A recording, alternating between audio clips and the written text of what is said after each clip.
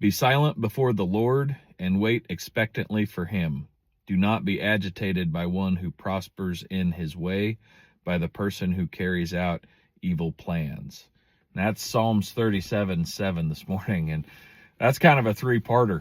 And I'm going to start on the backside of that. It says right here in Scripture that we're not to worry about those who seem to be successful, even though maybe their ways aren't the best. And in the past, I've spent a lot of time and energy being worried about folks. I'm doing what I'm supposed to be doing. I'm trying my best. I'm trying to walk in the way of the Lord. My plans are not coming together like I want them to.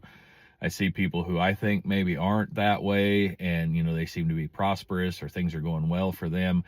And I spend a lot of time and energy being twisted up about that. It says right here in Scripture this morning, we're not to do that. That's because it's not up to us to judge other people's blessings, and what they do and don't do. We don't know their whole story. And even if we did, that's not our position. And I feel like the Lord is saying, hey, just worry about your own stuff. Take care of that. You don't need to be wasting all this time and energy just worried about other folks. Use that energy, on your own projects and to walk with yourself. And so, or to worry about yourself and to walk with me, not walk by yourself. That doesn't turn out well. So anyway, as I have grown in my walk, I think I do a better job at that, but I still got to check myself on that from time to time. It says, wait expectantly for him. When opportunity presents itself, my nature is to jump on that, take advantage of it, try to get going, try to make something happen, try to go, right?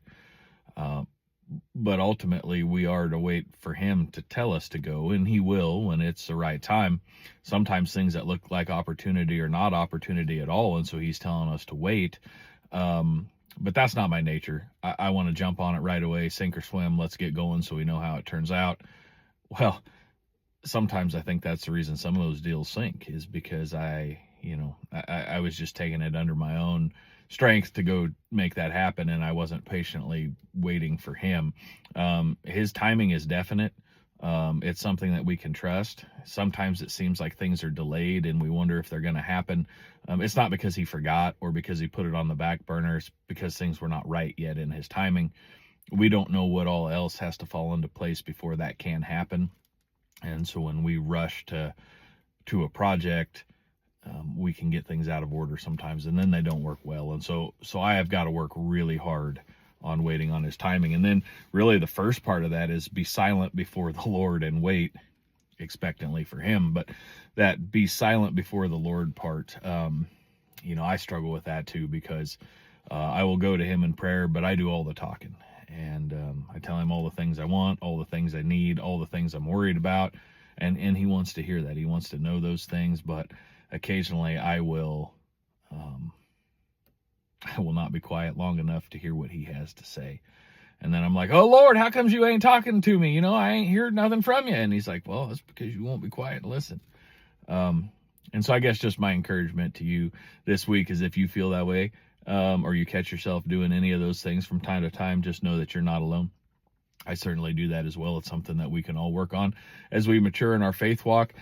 Just make sure to take that stuff to the Lord in prayer. Make sure to listen to him, and as hard as it can possibly be to do, wait for his timing. When he says go, then have things in order and be ready to go. I think he does want us to be prepared, but he wants us to wait until he says go. So anyway, hope you guys have a good week. We'll see you back next time. Bye.